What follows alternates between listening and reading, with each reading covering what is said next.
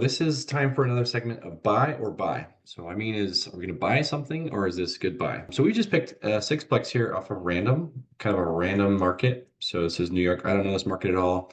This is just something that's on market and it might seem like a good deal. So let's quickly analyze it. First thing I would do is get on Google Earth and drive this area.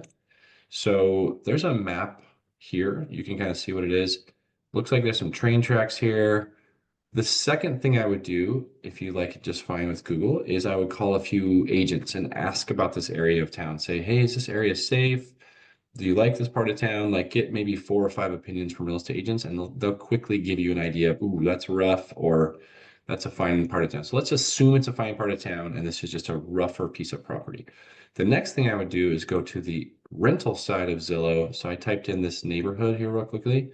You can drop this down and select for rent and you can see generally what stuff's renting for. So this is a really rough property. So I'm going to start selecting the lowest number here and compare. This is actually still a decent property for $975. So we're going to be below that even significantly.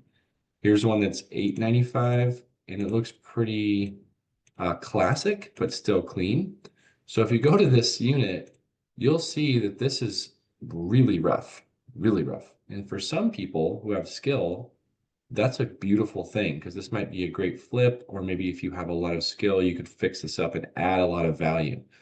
But just know that for me as an investor from a distance, I wouldn't want to take on a project of this size for what it is. So let's analyze it just in case.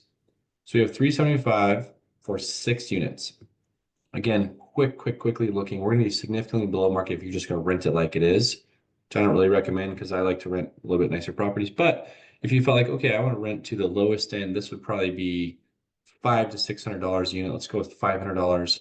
You're going to get $3,000 a month, just loosely if you try to rent it like it is. So what's cool about Zillow is it does do the math for you. It'll give you an estimated payment. So you have a $2,718 payment. You just said you're going to make 3,000 on the high end. That's not enough. That's not enough spread because you need to have some reserves and some CapEx money on the side. So meaning you need to have more than your mortgage plus a little bit more than that to feel like you're going to make any money, especially on a pretty tough property. My guess is this property in this condition would have a lot of turnover. Okay, so how would you make money on this property? I would say if you're local, if you were a partner or excellent at rehab, you could buy this for a very good deal, put in some money, rehab it up, and then refinance. That's kind of a BRRRR strategy. So if you are a BRRRR investor and you have someone local or someone with a lot of skill to turn this and it's a pretty good neighborhood, it's that opportunity. For me, I'm not interested in this type of property, so I call this a good buy.